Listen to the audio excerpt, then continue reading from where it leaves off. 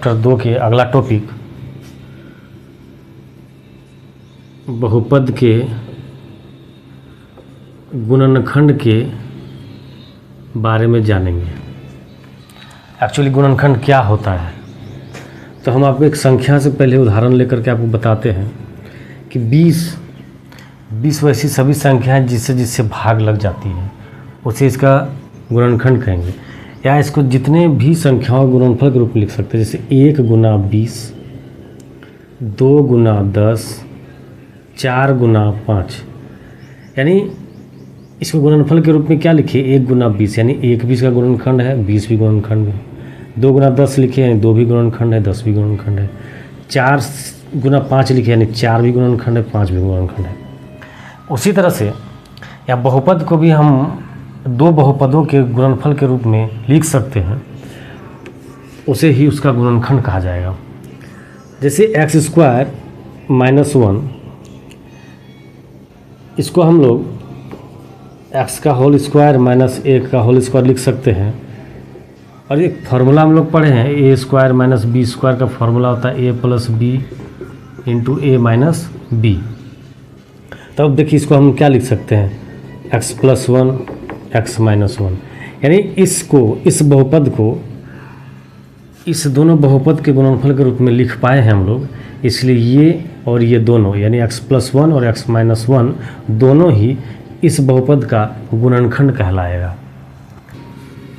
एक गुणनखंड प्रमेय नाम से जाना जाता है, और गुणनखंड प्रमेय जानेंगे कि वो एक्चुअली क्या होता है। गुणनखंड प्रमेय तो इसमें कहता है कि px घात n 1 से बराबर या उससे बड़ा है, और a कोई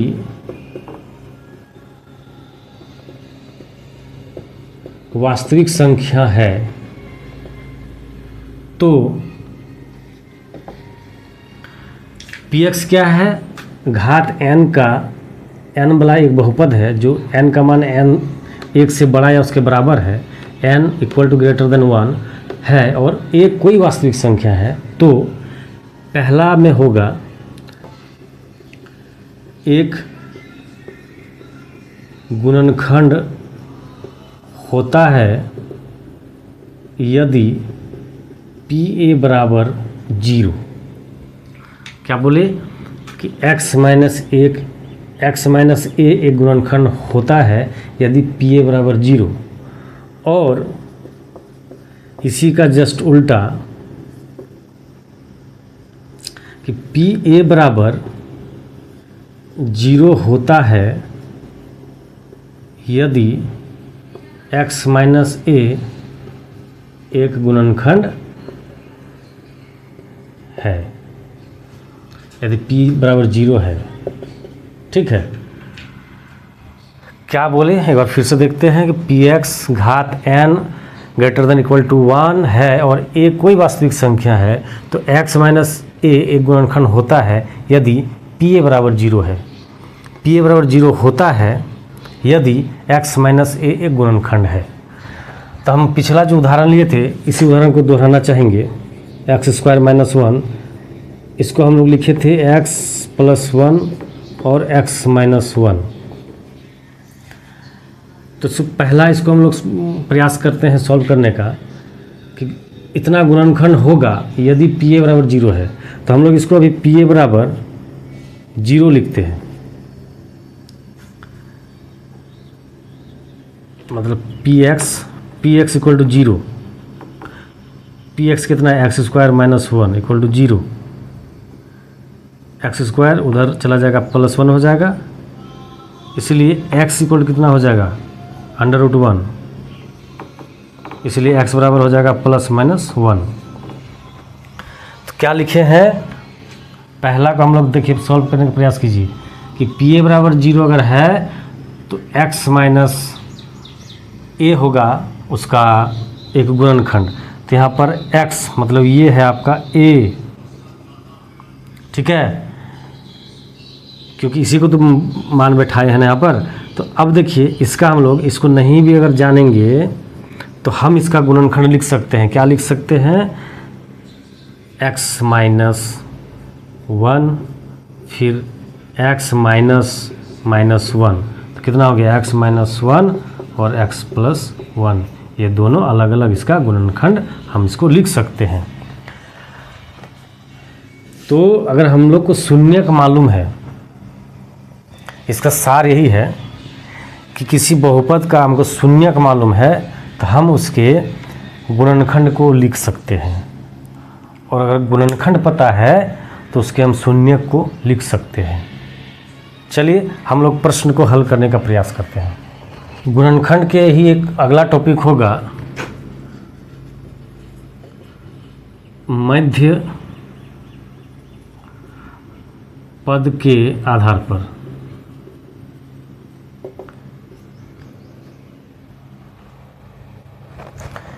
यानी मध्य पद के आधार पर, यानी मध्य पद को विभक्त करके सीखेंगे। और यही हमको आगे भी क्लास 9th में तो काम ही देगा, क्लास 10th में भी काम देगा, 11th में भी काम देगा, कोई कंपटीशन में हम वहाँ पर अपियर होंगे वहाँ पर भी ये काम देगा। तो मध्य पद विभक्त करके हम लोग उसका गुणनखंड निकालने सीखेंगे। इससे पहले तो गुणनखंड पर में हम लोग सीखे, उसमें तो अगर हमको शून्यक मालूम है तो हम उसका गुणनखंड प्राप्त कर सकते हैं, गुणनखंड मालूम है तो उसका शून्यक प्राप्त कर सकते हैं। लेकिन यहाँ पर हमें मध्य पद को विभक्त करके उसका गुणनखंड प्राप्त करना है। तो इसके लिए एक उदाहरण लेते हैं हम लोग।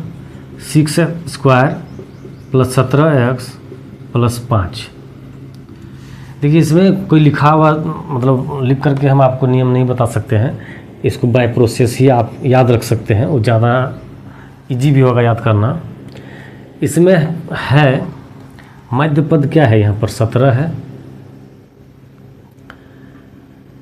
यहाँ पर हम लोग एक मान लेते हैं कि कोई P और Q जो है कोई दो संख्या है, ठीक है, जो शून्यक हो सकता है।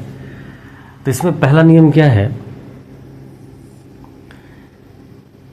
मध्य पद जो यहाँ पर है मेरा 17, उसको P प्लस Q के रूप में लिखेंगे तो 17 आना चाहिए, और PQ के रूप में लिखेंगे तो इस दोनों के गुणनफल x² का जो गुणांक है और जो C है उसके गुणनफल के रूप में लिख पाए।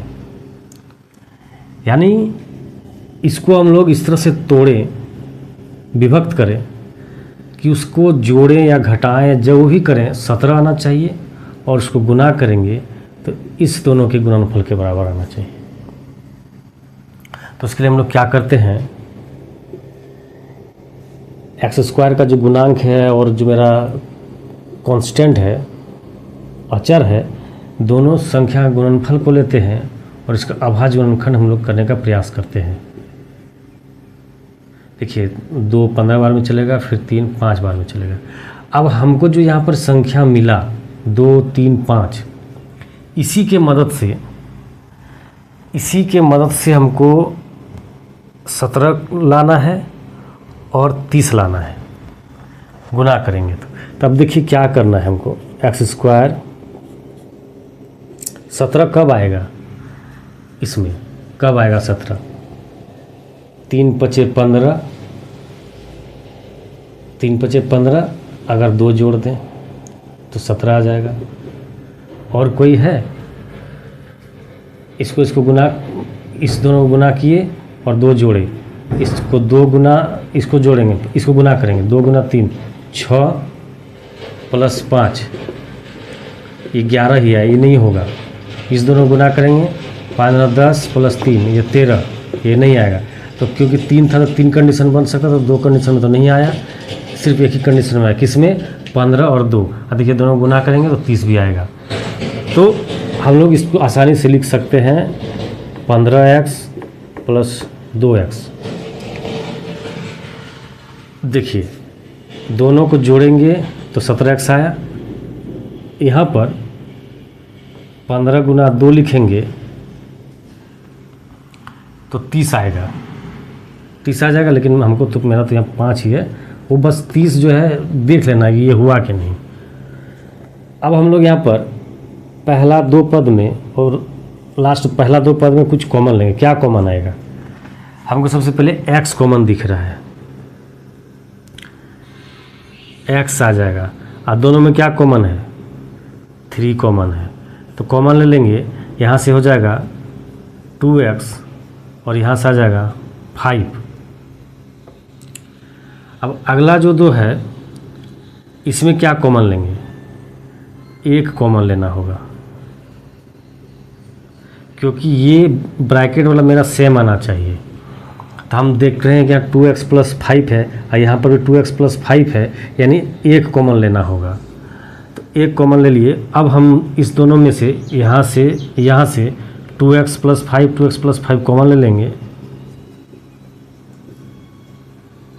तो यहाँ पर से 3x बच गया और यहाँ पर 1 बच गया। तो इसका मेरा गुणनखंड जो किए, गुणनखंड मेरा ये दोनों आ गया। अब जब गुणनखंड इतना आता है तो आप इसका शून्यक बताइए। शून्यक क्या होता है? शून्यक तो यही होता है कि 2x + 5 = 0 और 3x + 1 = 0। तो यहाँ से x हो जाएगा -5/2 और यहाँ से हो जाएगा x 1/3, यानी यही शून्यक है। तो अभाज्य गुण मतलब अभाज्य गुणनखंड नहीं, सॉरी, यहाँ गुणनखंड रहे तो शून्यक निकाल सकते हैं, शून्यक रहेगा तो गुणनखंड निकाल सकते हैं। दोनों ही रास्ते में हम लोग वाइस वर्सा कर सकते हैं। चलिए अब हम लोग प्रश्न को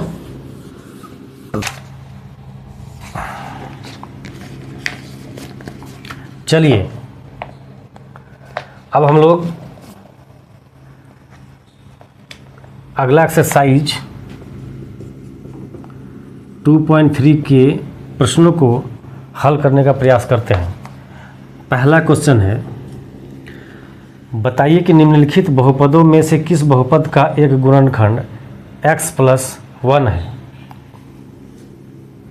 यहाँ पर दिया हुआ है x + 1 बताने बोल रहा है कि किसका किसका गुणनखंड है।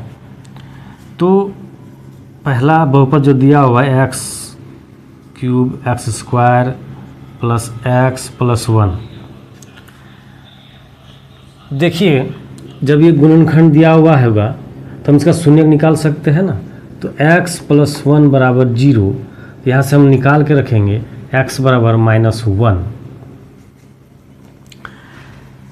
अब -1 हम सभी में जितना भी यहाँ पर दिया हुआ है प्रश्न में पुट करेंगे, और अगर इसको शून्य कर देता है तो x + 1 इसका गुणनखंड होगा।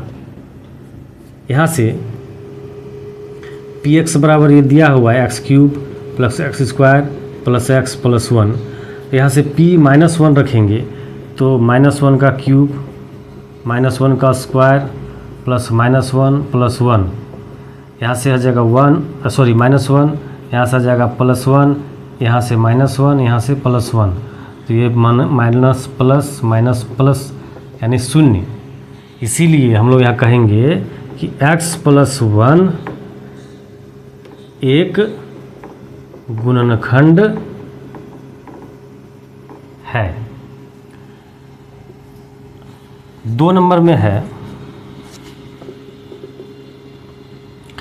x4 x³ x² + x + 1। हमको यहाँ px दिया हुआ है x4 x³ x² + x + 1। p -1 रख के देखते हैं।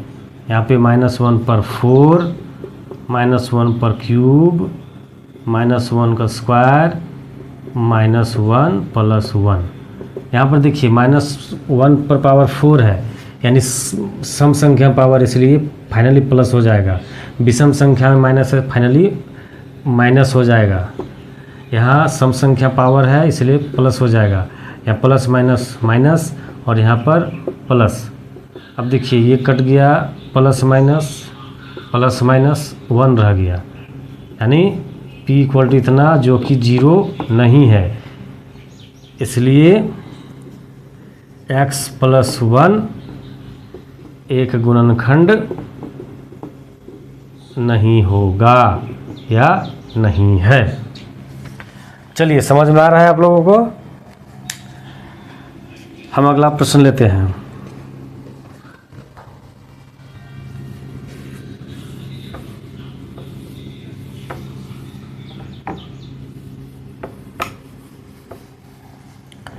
चलिए, अगला प्रश्न हम ले रहे हैं, प्रश्न संख्या 3।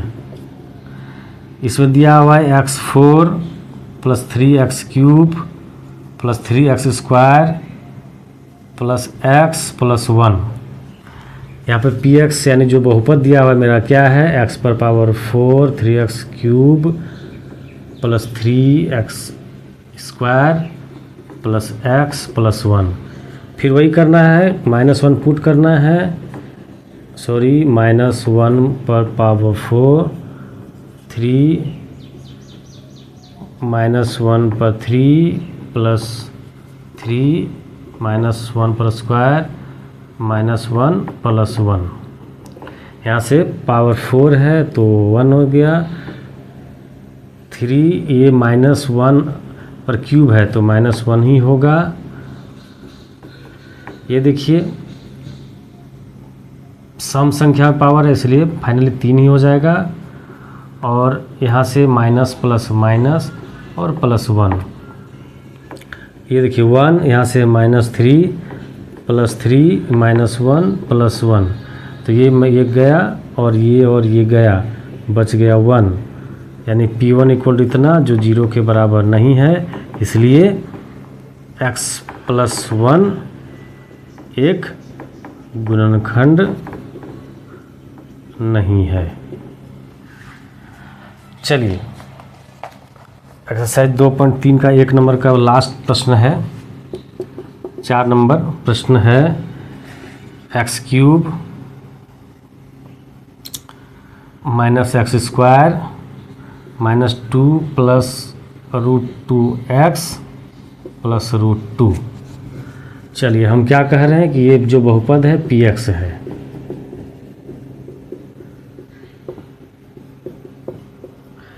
वैल्यू वही रखना है, -1 पर क्यूब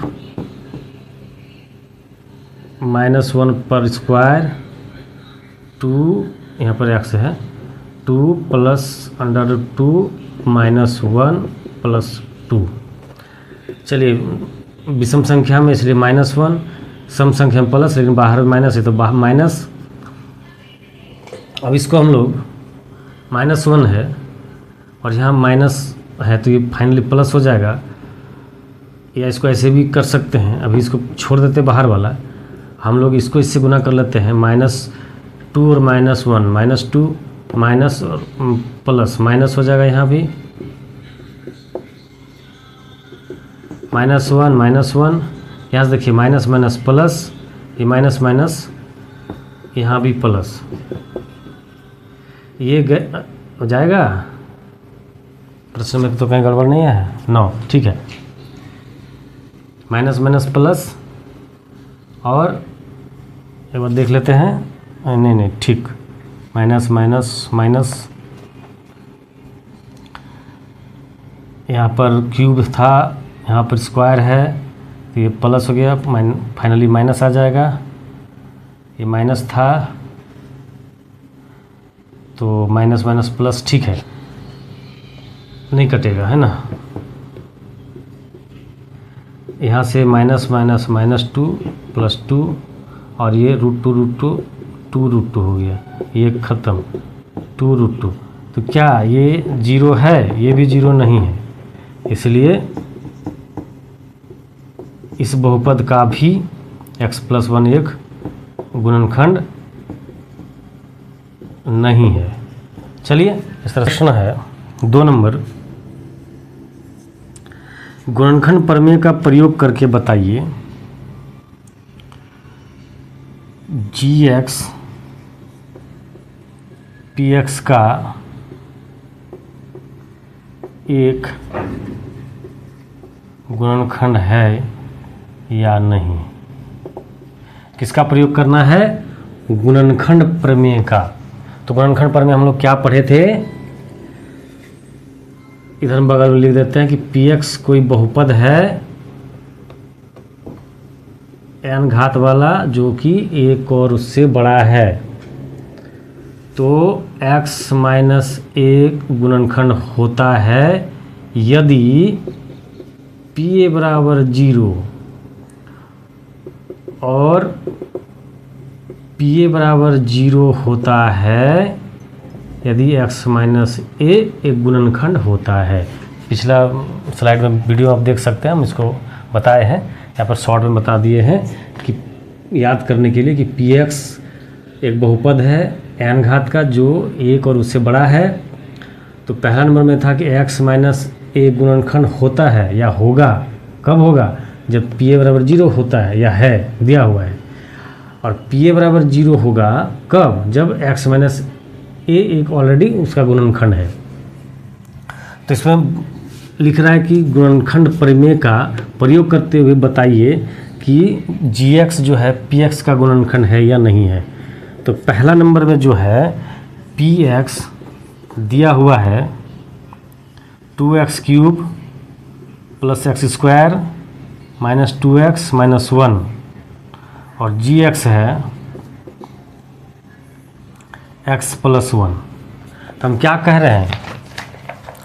क्या कह रहे हैं यहाँ पर देखिएगा, कह रहा है कि ये कह रहा है कि गुणनखंड होगा। ये कब गुणनखंड होगा? इधर से 2 नंबर को हम लोग पकड़ सकते हैं या एक को ही पकड़िए, ठीक है। कब गुणनखंड होगा? जब ये 0 हो जाए, यानी gx बराबर 0। तो gx का वैल्यू कितना है? इसलिए यहाँ से x का वैल्यू कब आ गया? -1 आ गया, है ना। अब -1 को हम लोग इसमें पुट करेंगे। px बराबर 2x cube plus x square minus 2x minus 1। यहाँ से p माइनस 1 रखिए, 2 माइनस 1 का क्यूब प्लस माइनस 1 का स्क्वायर 2 इंटू माइनस 1 माइनस 1। अब देखिए यहाँ 2 यहाँ से गुना करेंगे, ये -1 ही रहेगा, ये +1 हो जाएगा, ये माइनस माइनस +2 हो जाएगा, -1 हो जाएगा। यहाँ से -1 इसको कटा सकते हैं, यहाँ से -2 और +2 यहाँ बच गया, ये भी 0 हो गया, है ना। क्या कह रहा था, है या नहीं है? तो इसमें क्या कहेंगे कि gx px का एक गुणनखंड है। चलिए अगला 2 नंबर में कह रहा है px दिया हुआ है x cube plus 3x square plus 3x plus 1 और gx दिया हुआ है x माइनस 2। तो gx बराबर 0 लिखेंगे, gx कितना x प्लस 2 इक्वल टू 0, इसलिए यहाँ से x बराबर हो जाएगा -2। तो p -2 का वैल्यू आप डायरेक्ट निकालिए, इसका क्यूब, इसका स्क्वायर, 3 - 2 + 1। ये समझ में आ रहा है ना। जहाँ पर x था उसका वैल्यू हम -2 पुट कर रहे हैं, जो पीछे भी हम लोग पढ़ चुके हैं। तो इसका हो जाएगा 2 दूना 4 दूना 8, विषम में है पावर इसलिए माइनस ही रह जाएगा। यहाँ पर देखिए सम में है पावर इसलिए 2 दूना 4 और 4 तिया 12। यहाँ से 3 दूना 6, 6 - 6 + 1, तो यहाँ से कितना आ जाएगा 8 और 6 12 और 1 13, माइनस माइनस प्लस 8 और 6 14, -14। यहाँ से आ गया -1 जो कि 0 नहीं है, इसीलिए gx px का एक गुणनखंड नहीं है। चलिए 3 नंबर में हम लोग देख लेते हैं।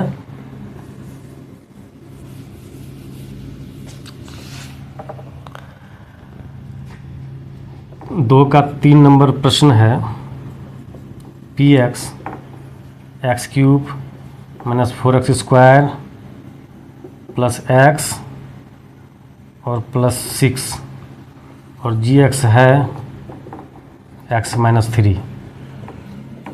तो हम लोग को चेक करना होगा, जी एक्स बराबर 0 लिखना होगा। जी एक्स है x माइनस 3 0, इसलिए x इक्वल हो गया यहाँ 3। तो P3 का वैल्यू हम लोग को निकालना है। अगर वो 0 हो जाता है, देखिए, हाँ, 3 का क्यूब 4, 3 का स्क्वायर प्लस 3 प्लस 6, 3 पर पावर 3, 3 तिया 9 तिया 27, ये 3 तिया 9, 9 चौक 36 प्लस 3 और 6 9।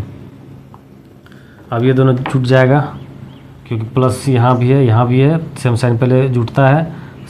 यहाँ हो गया 37 और 9 36 और माइनस 36, ये है ना 0। P3 का वैल्यू 0 आ गया, इसलिए जी एक्स पी एक्स का एक गुणनखंड है। तो इस तरह से हम लोग प्रश्न संख्या 2 का सारा प्रश्न को हल किए गुणनखंड प्रमेय का प्रयोग करते हुए। गुणनखंड प्रमेय क्या कहता है कि पी एक्स एक बहुपद है जहाँ n में पावर है, n पावर में बहुपद है और n एक और उससे बड़ा है।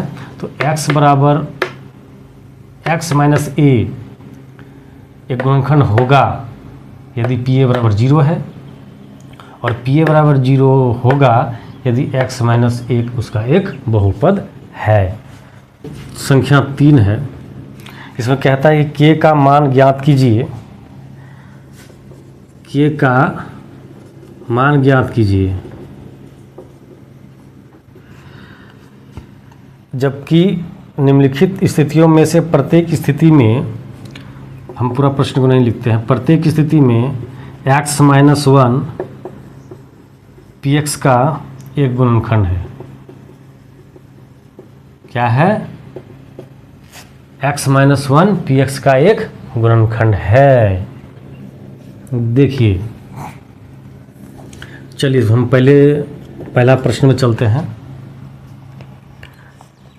पहला प्रश्न है p x equal to x square minus x plus के।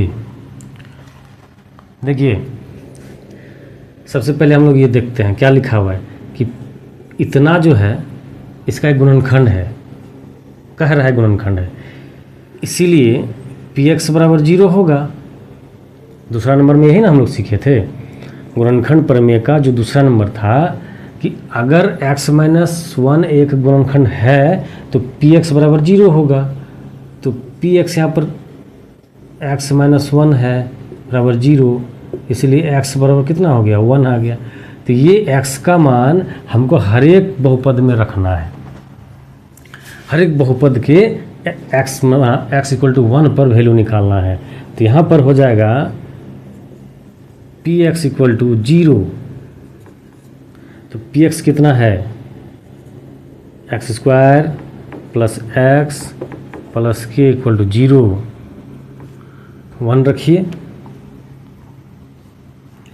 यहाँ इस तरह से नहीं भी लिखेंगे तो चलेगा, हम लोग डायरेक्ट यहाँ पर ऐसे लिख सकते हैं P1 इक्वल टू 1 का स्क्वायर प्लस 1 प्लस के। P1 का वैल्यू हम लोग को 0 मिलेगा, ठीक है। अगर यहाँ से 0 रख, x बराबर 1 रखेंगे तो क्या होगा? 0 हो जाएगा।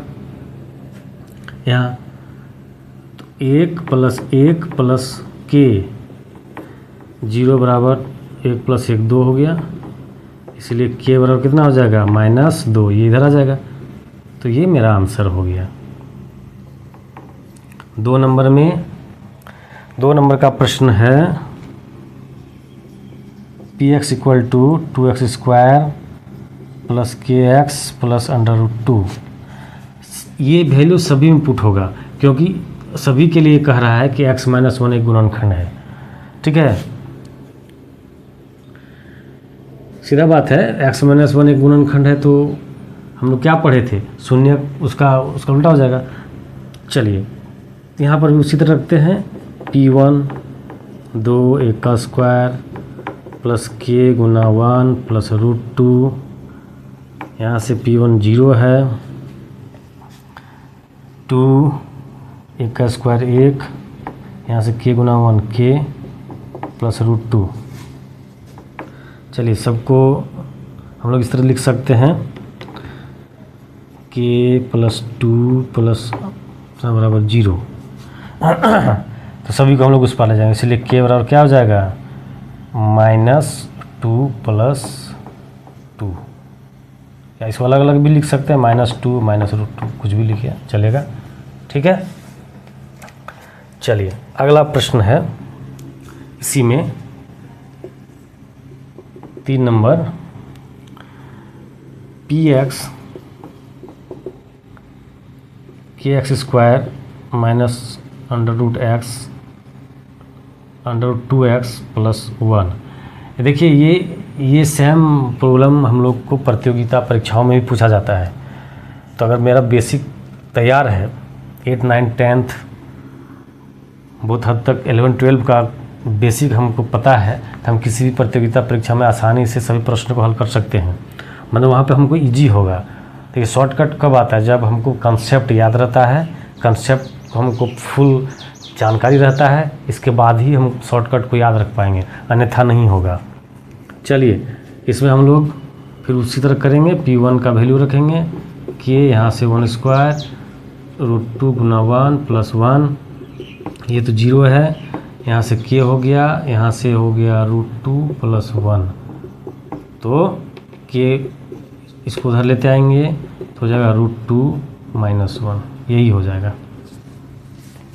एक लास्ट है चौथा नंबर, px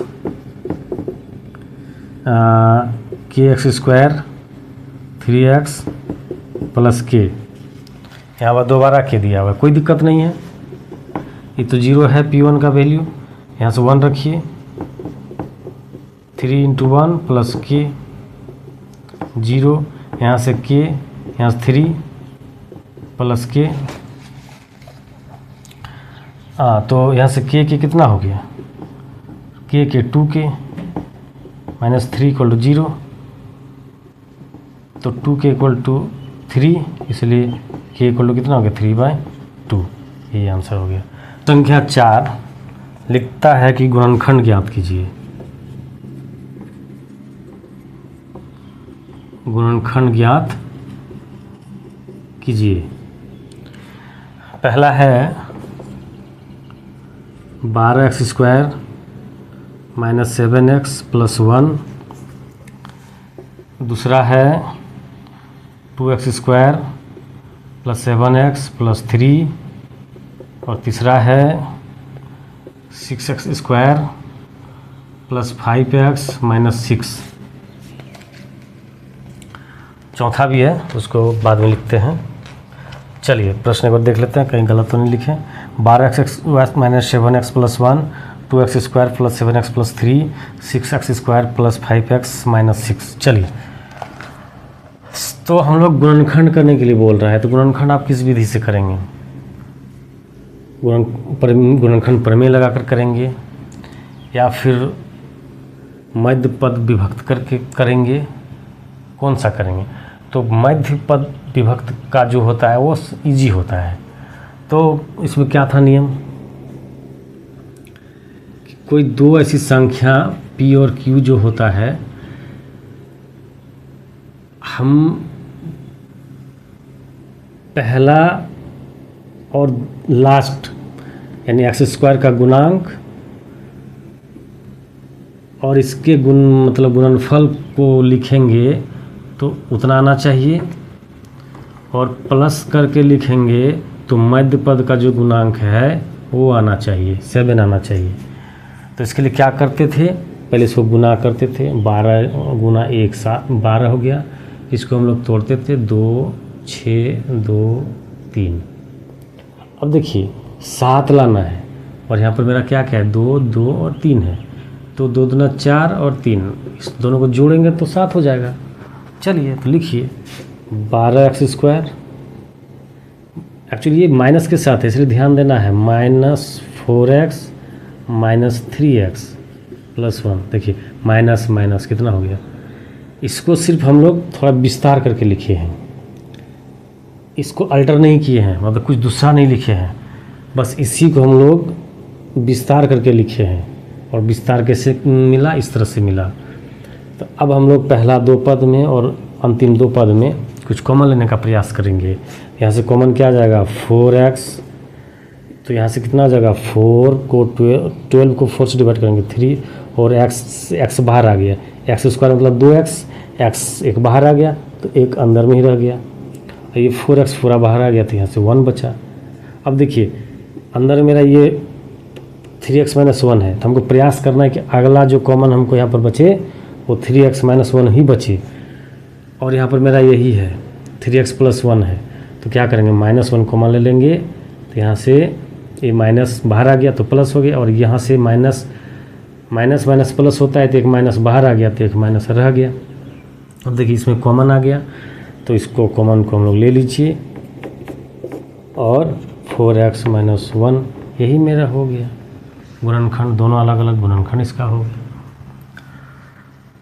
2 नंबर में देखिए प्रयास कीजिए क्या होगा, ये दोनों का गुणनफल कितना हो जाएगा 6 हो जाएगा।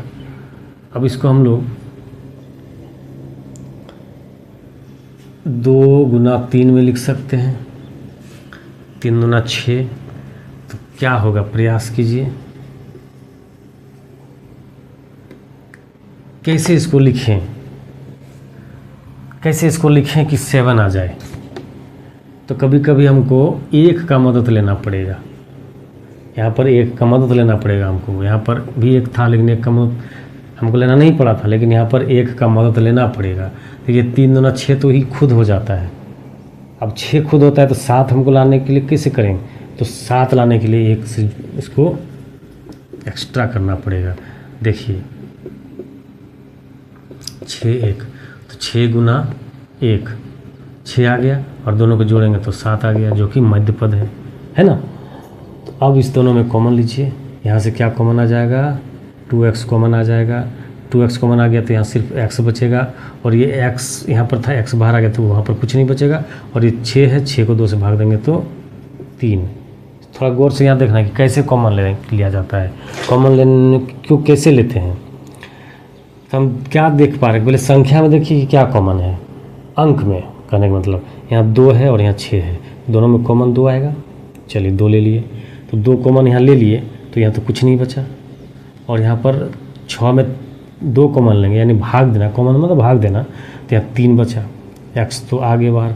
और यहाँ इस 2x में x² मतलब क्या होता है, x² मतलब होता है x × x, तो 1x बाहर आ गया, अंदर में बच गया 1x। अब देखिए हम क्या बोले थे कि इसमें जो कॉमन आएगा ब्रैकेट के अंदर जो आएगा, प्रयास करना है कि अगला ब्रैकेट में वही आए। तो हमको तो यहाँ खुद दिख रहा है x + 1, तो कुछ नहीं लेंगे कॉमन, 1 ले लेते हैं, कुछ नहीं लेना मतलब 1 कॉमन लेना। अब जो ब्रैकेट में मिला कॉमन उसको हम लोग लिख लेते हैं, और जो शेष बच गया एक शेष यहाँ और एक यहाँ, तो 2x + 1 ये आपका गुणनखंड हो गया। अगला करके देखिए क्या बोले थे कि इसको गुना करना है, 6 × 6 = 36, इसको तोड़िए, 2 18 2 9 3 3 3 9। अब हमको 2 2 3 3 मिला हुआ है, उससे हमको 5 प्राप्त करना है। तो कैसे होगा बोलिए, देखिए 3 3 9 और 2 दूना 4, 9 - 4 5, और गुना करेंगे तो 9 चौक 36। तो चलिए लिख देते हैं 6x² + 9x - 4x - 6। देखिए 9x - 4x 5x। अब चलिए इसमें दोनों में कॉमन लीजिए, कॉमन क्या आएगा, पहले क्या बोले थे अंक को कॉमन लेना है, जो संख्या है जो नंबर है उसको कॉमन लीजिए। तो 6 और 9 में क्या कॉमन है, 3 कॉमन आएगा, तो 3 कॉमन लीजिए, और x यहाँ भी x है, यहाँ x स्क्वायर है तो सिर्फ x कॉमन आ पाएगा। यहाँ से 2 हो जाएगा, 6 को 3 से भाग देंगे और एक x बाहर चला गया ऑलरेडी, तो इसलिए x हो गया। और यहाँ से 9 को 3 से भाग देंगे तो 3 आएगा और x तो चला गया बाहर। अब अगला जो बचा, इस पर हमको प्रयास करना है कि ये आए कॉमन अंदर में ब्रैकेट में। तो क्या लेंगे, कॉमन क्या लेंगे? ऐसे भी कॉमन क्या आ रहा है, 2 आ रहा है, यहाँ से 2x और यहाँ से देखिए माइनस लिए थे, यहाँ प्लस है, माइनस लेंगे तब तो प्लस यहाँ आएगा। चलिए जो अंदर में आ गया उसको लिख लीजिए, जो बाहर बच गया अंदर अंदर को समेट लीजिए यहाँ, और बाहर बाहर को भी अलग में समेट कर लिख लीजिए। बस यही हो गया अभाज्य गुणनखंड। अभाज्य गुणनखंड नहीं, सॉरी, गुणनखंड। इस बहुपद का एक गुणनखंड हो गया। एक लास्ट चौथा इसमें है, उसको भी हम लोग यहीं देख लेते हैं। इसमें है 3x square minus x minus 4। चलिए क्या था नियम? नियम था कि इस दोनों को गुना कीजिए, भैया गुना कर लेते हैं, फिर इसको हम लोग इसका अभाज्य गुणनखंड यहाँ कर लीजिए, करने से वो इजी हो जाएगा। अब हमको इस सब के गुणनफल इस तरह से लिखें कि यहाँ पर x सिर्फ बचे और गुना करेंगे तो 12 होना चाहिए। तो 3x स्क्वायर, देखिए 2 दूना 4 और 3, 4 माइनस 3 1 होता है ना, तो यहाँ पर तो 1 है ना, x के साथ क्या है, 1 है, तो इसको हम लोग लिख सकते हैं 4x प्लस 3x, क्योंकि माइनस है इसलिए बड़ा के साथ माइनस रखना पड़ेगा। माइनस प्लस माइनस घटाना है, 4 में 3 1, बड़ा का साइन लग जाएगा माइनस। चलिए इस दोनों में कॉमन लीजिए, इस दोनों में कॉमन लीजिए, इस दोनों में कॉमन क्या आ जाएगा? संख्या में कुछ कॉमन आ रहा है? बिल्कुल नहीं आ रहा है। 3 और 4 लगातार संख्या, तो कॉमन क्या आएगा? x कॉमन आ रहा है तो x कॉमन ले लीजिए। यहाँ से 3x और यहाँ से 4। अब यहाँ देखिए अगला जो कॉमन आएगा ये आना चाहिए ब्रैकेट में, तो ये दिख रहा है हमको, बाहर में ऑलरेडी दिख रहा है इस तरह से, है ना। तो कुछ भी कॉमन नहीं लेना, एक कॉमन ले लेना है। अब देखिए जो ब्रैकेट में आया उसको भी इधर लिखिए, और जो बच गया उसको समेट के इधर लिख दीजिए। चलिए हो गया ये दोनों का गुणनखंड। हम लोग जब क्लास 10th में जाएंगे तो वहाँ से इसी तरह से लिखना है, वहाँ पर शून्यक प्राप्त करने बोलेगा कि शून्यक ज्ञात कीजिए।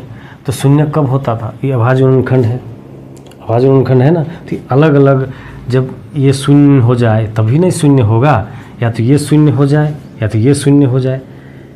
इसके गुणनफल के रूप में लिख रहे हैं हम इस दोनों को। गुणनखंड मतलब क्या होगा? गुणनफल के रूप में लिखना, ये और ये दोनों गुण। तो कोई एक अगर 0 हो जाए तो ये 0 हो जाएगा। तो शून्य निकालने के लिए इसको अलग अलग हम लोग शून्य दिखाएंगे और वहाँ से x का वैल्यू निकालेंगे तो वो शून्यक हो जाएगा। मतलब 3x minus 4 equal to 0 and x plus 1 equal to 0। तो यहाँ से x हो जाएगा -4/3 और यहाँ हो जाएगा x बराबर -1। दैट मीन्स ये और ये इसका शून्यक है। चलिए अगला, इसे भी हम लोग यहाँ शून्यक निकाले हैं। यहाँ पर भी शून्यक जो हम लोग निकाले उसमें एक पॉइंट याद रखिएगा कि रैखिक बहुपद का जो शून्यक होगा वो 1 आएगा। द्विघाती बहुपद का या द्विघात बहुपद का जो शून्यक होगा वो 2 आएगा, 2 शून्यक आएगा। जैसे यहाँ पर देखिए ये द्विघात बहुपद था ना, अभी जो हम लोग प्रश्न में देखे, यहाँ पर ही देख लीजिए जो प्रश्न था यहाँ पर उसका 2 अलग अलग शून्यक आया। तो हम लोग क्या जानते, द्विघात बहुपद का हमेशा शून्यक 2 आएगा, मतलब 2 शून्यक आएगा। संख्या में बोल रहे हैं हम, 2 शून्यक आएगा, ठीक है। और त्रिघाती या त्रिघात बहुपद का जो शून्यक आएगा वो 3 शून्यक आएगा। 2 शून्यक आएगा किसमें? द्विघाती में। एक में एक रैखिक बहुपद में 1 शून्यक आएगा, द्विघाती बहुपद 2 शून्यक आएगा, त्रिघाती बहुपद का 3 शून्यक आएगा। चलिए